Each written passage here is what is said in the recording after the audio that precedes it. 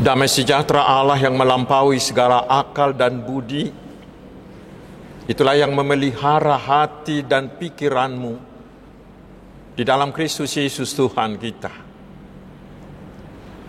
Amin. Saudara-saudaraku yang dikasihi Tuhan Yesus Kristus, firman Tuhan yang menjadi landasan khotbah di hari Jumat Agung ini adalah dari surat Ibrani. Ibrani pasal 10 ayat 16 hingga ayat 25. Saya akan bacakan untuk kita, mari kita simak dengan baik.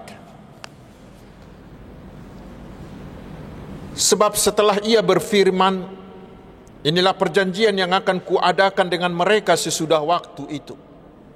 Ia berfirman pula, aku akan menaruh hukumku di dalam hati mereka dan menuliskannya dalam akal budi mereka. Dan aku tidak lagi mengingat dosa-dosa dan kesalahan mereka. Jadi apabila untuk semuanya itu ada pengampunan, tidak perlu lagi dipersembahkan korban karena dosa. Jadi saudara-saudara, oleh darah Yesus kita sekarang penuh keberanian dapat masuk ke dalam tempat kudus. Karena ia telah membuka jalan yang baru dan yang hidup bagi kita melalui tabir, yaitu dirinya sendiri. Dan kita mempunyai seorang imam besar sebagai kepala rumah Allah.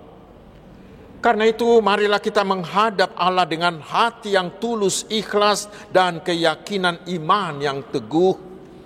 Oleh karena hati kita telah dibersihkan dari hati nurani yang jahat, dan tubuh kita telah dibasuh dengan air yang murni. Marilah kita teguh berpegang pada pengakuan tentang pengharapan kita, sebab ia yang menjanjikannya setia. Dan marilah kita saling memperhatikan, supaya kita saling mendorong dalam kasih dan dalam pekerjaan baik. Janganlah kita menjauhkan diri dari pertemuan-pertemuan ibadah kita, seperti dibiasakan oleh beberapa orang. Tetapi marilah kita saling menasihati dan semakin giat melakukannya menjelang hari Tuhan yang mendekat. Demikian firman Tuhan.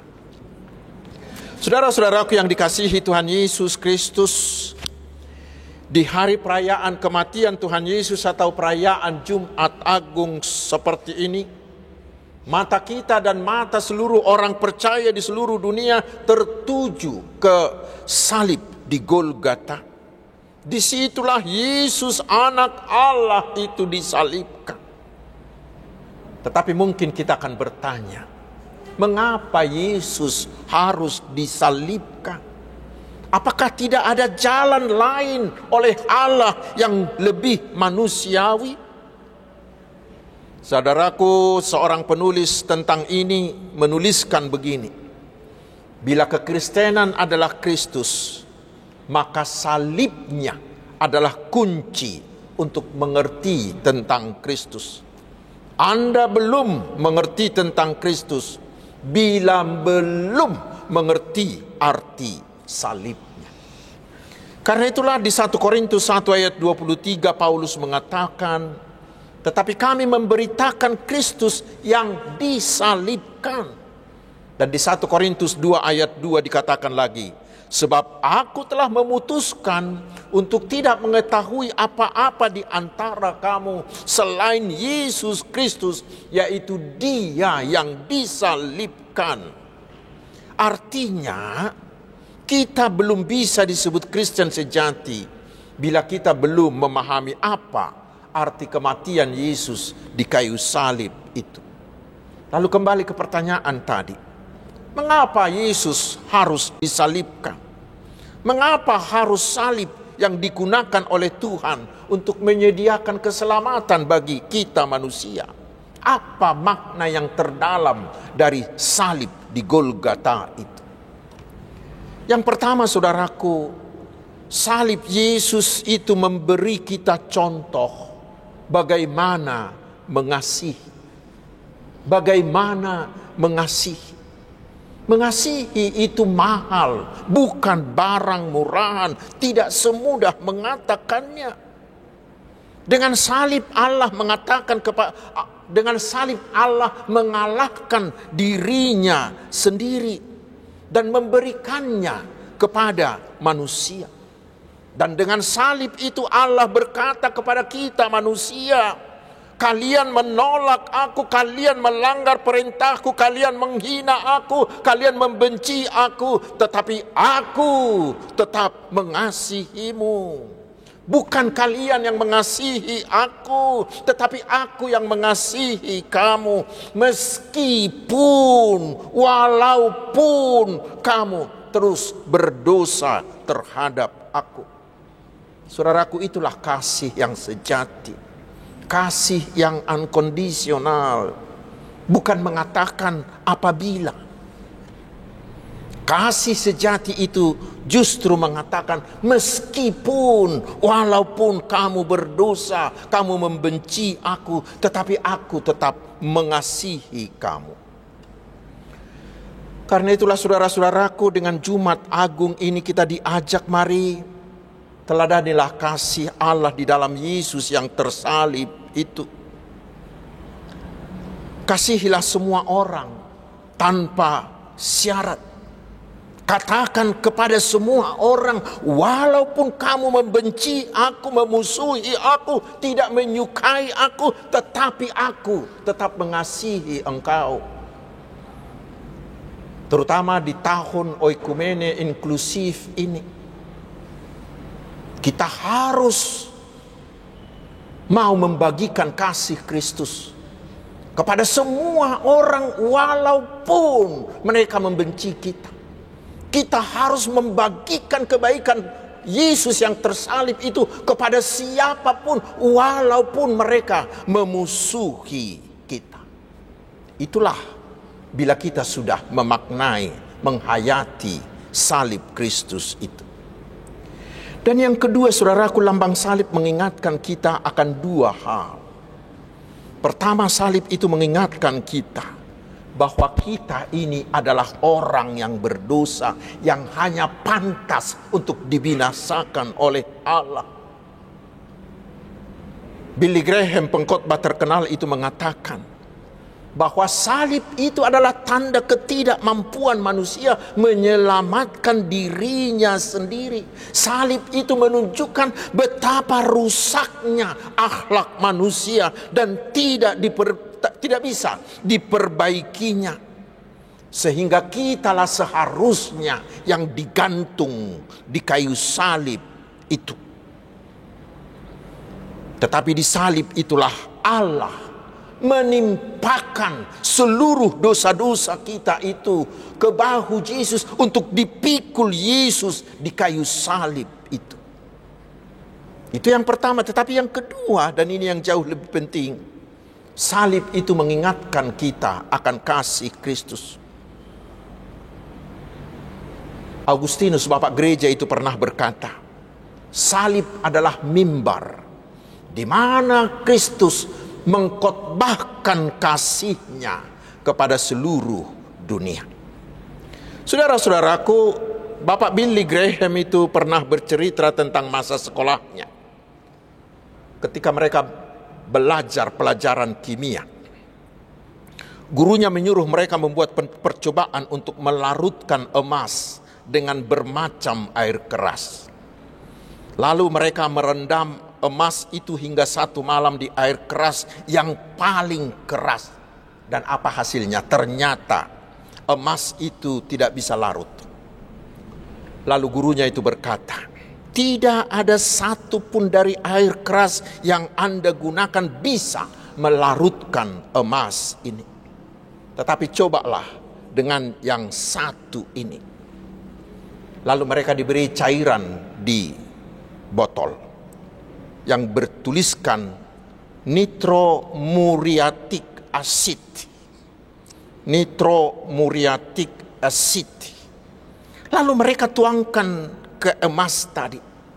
Ternyata emas yang tadinya bertahan terhadap segala macam air keras sekarang bisa larut, dengan mudah. Kemudian sang guru itu mengatakan kepada semua murid-murid begini, di dalam diri manusia ini ada satu benda yang kuatnya seperti emas tadi. Itulah hati manusia yang berdosa. Pencobaan, penderitaan, kekayaan, kehormatan, atau hukuman Allah sekalipun tidak akan bisa melunakkan hati manusia yang berdosa itu. Hanya satu yang bisa menghancurkan hati manusia yang berdosa itu, yaitu darah Tuhan Yesus yang tercurah di salib Golgota. Karena itu saudara-saudaraku, hari ini mari kita merendahkan diri di depan salib Yesus, mengaku seluruh dosa-dosa kita. Karena semua dosa-dosa kita itu sudah dipikul oleh Yesus di salibnya di Golgota untuk menggantikan kita. Dan setelah itu marilah kita terima Yesus menjadi Tuhan dan Juru Selamat kita. Sehingga tidak ada satu dosa pun yang mampu bercokol, bertahan dalam diri kita. Dan hari ini ambil tekad dalam hatimu. Bertekad untuk selalu mengandalkan Yesus. Katakan dengan mengandalkan kuasa salib Yesus, saya harus habisi semua dosa-dosa yang selama ini bercokol di dalam hidupku. Tetapi saudaraku, masih ada hal penting yang sangat menggembirakan dari kematian Yesus di kayu salib. Dan itulah yang menjadi tema minggu ini yang tertulis di ayat 20 tadi berbunyi begini. Karena ia telah membuka jalan yang baru dan hidup bagi kita melalui tabir, yaitu dirinya sendiri. Tubuh Kristus yang dikorbankan di kayu salib itu membuka jalan baru dan jalan yang hidup. Apa artinya itu? Kita tahu saudaraku bahwa kita sangat membutuhkan jalan agar kita bisa tiba dari satu tempat ke tempat yang lain. Lalu sekarang bagaimana kematian Yesus di salib itu bisa membuka jalan yang baru dan jalan yang hidup? Begini.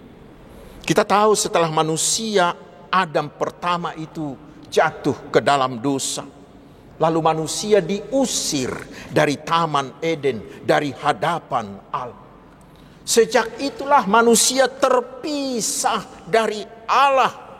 Jalan menuju Allah bagi manusia itu tertutup karena ada jurang dosa yang sangat dalam yang tidak bisa dilalui oleh manusia itu.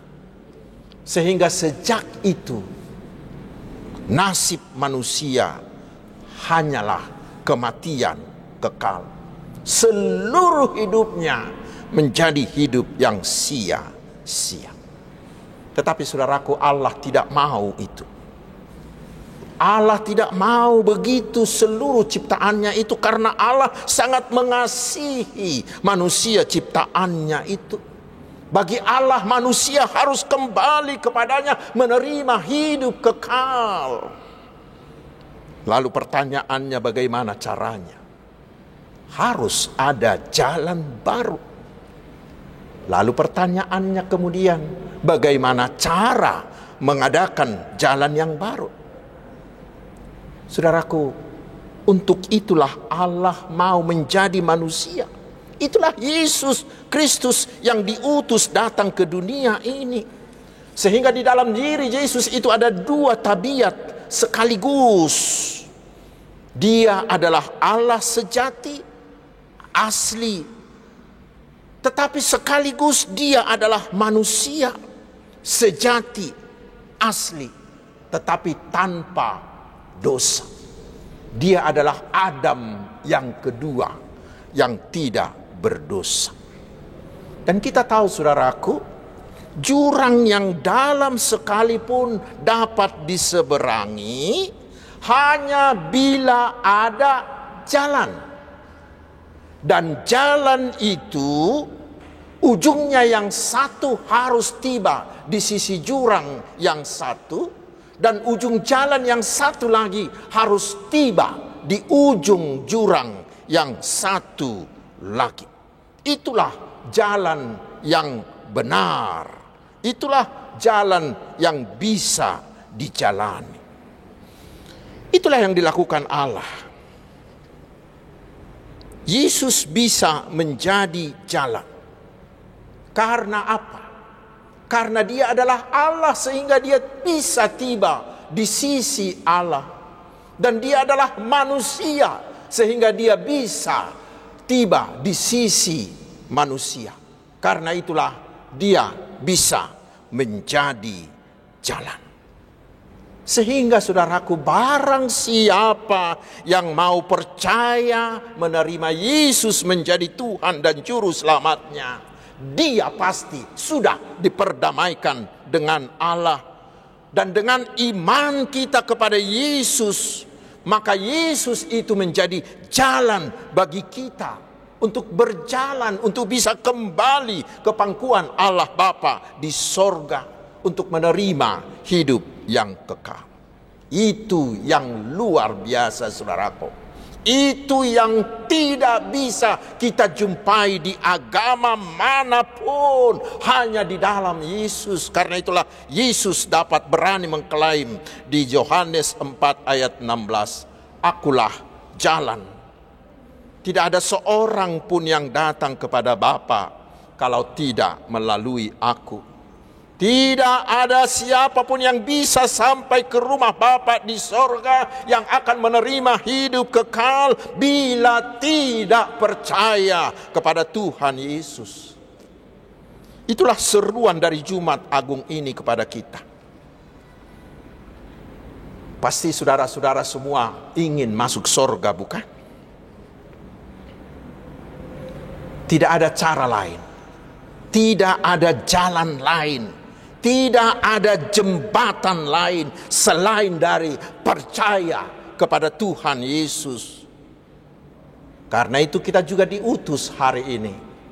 Mari beritakan itu kepada semua orang, bahwa di dalam Yesus sudah ada jalan kembali kepada Allah. Beritakan kepada semua orang supaya mereka juga ikut bersama-sama dengan kita kembali ke rumah Bapa menerima hidup kekal. Tetapi saudaraku, tidak sampai di situ, masih berlanjut lagi. Ketika kita sudah percaya bahwa di dalam Yesus kita sudah kembali diterima oleh Bapa di sorga untuk menerima hidup kekal, itulah yang memberi kita pengharapan. Karena di ayat 23 dikatakan, "Marilah kita teguh berpegang pada pengakuan tentang pengharapan kita. Sebab Ia yang menjanjikannya itu setia." Mari saudaraku, pegang pengharapanmu tanpa goyah. Sehingga ketika kita disiksa, ketika kita dianiaya oleh pihak-pihak lain karena nama Tuhan Yesus, seperti yang dialami oleh jemaat penerima surat Ibrani itu, kita tidak akan takut. Kita tidak akan goyah. Kita tidak akan murtad. Mengapa? Karena kita berharap dengan pasti bahwa walaupun kita mati karena penyiksaan itu, bagi kita sudah pasti ada jalan di dalam Yesus yang pasti membawa kita masuk sorga. Karena itulah di Ibrani 6 ayat 19 dikatakan, pengharapan itu bagaikan sauh bagi kapal yang membuat kita tetap kuat, tetap tegar, dan tidak goyah sedikit pun walaupun dihempas oleh gelombang kesulitan atau gelombang penyiksaan. Dan dikatakan lagi, agar pengharapan itu bisa tetap kokoh, maka kita wajib harus membangun persekutuan, membangun koinonia. Itu yang dikatakan di ayat 25.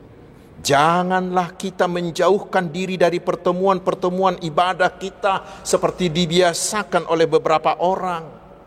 Tetapi marilah kita saling menasihati. Marilah kita semakin giat melakukannya menjelang hari Tuhan yang mendekat. Melalui firman ini kita diingatkan, saudaraku, bahwa bila kita harus menderita karena nama Yesus, jangan pernah memisahkan diri. Jangan pernah meninggalkan persekutuanmu dengan sesamamu Kristen. Justru ketika kita dianiaya, kita harus membangun, kita harus memperkokoh, memperkuat persekutuan kita sebagai tubuh Kristus, sebagai orang-orang yang sudah ditebus oleh Tuhan Yesus, sehingga kita menjadi kuat. Kita tidak bisa dirobohkan, kita tidak bisa dikalahkan oleh kekuatan manapun. Dengan tetap berada di dalam persekutuan itulah iman kita juga akan semakin bertumbuh dan pengharapan kita akan terus berkobar-kobar. Kita akan semakin dewasa dan semakin kuat di dalam Kristus. Dengan persekutuan yang kuat itu, kita juga akan semakin gencar, semakin berkomitmen, semakin rajin untuk memberitakan Injil keselamatan itu kepada orang lain. Sehingga semuanya mau menerima Tuhan Yesus yang tersalib itu menjadi Tuhan dan Juru Selamatnya. Selamat merayakan Jumat Agung, saudaraku. Amin, mari kita berdoa. Terima kasih ya Tuhan Yesus. Kasih-Mu bagi kami tiada terkira. Engkau mau mengorbankan nyawa-Mu, menggantikan dan memikul semua hukuman atas dosa kami. Biarlah kami semakin menghayati kasih-Mu, sehingga kami semakin mengasihi-Mu. Dan biarlah kami semakin bersemangat memberitakan keselamatan itu kepada semua orang. Dan biarlah kami lebih proaktif lagi untuk membagikan kebaikan-Mu, kasih-Mu kepada semua orang tanpa kecuali. Dengan penderitaan-Mu Engkau telah memperdamaikan kami dengan Allah. Engkau telah membuka jalan baru bagi kami untuk kembali ke pangkuan Bapa di sorga dan kelak akan menerima hidup kekal.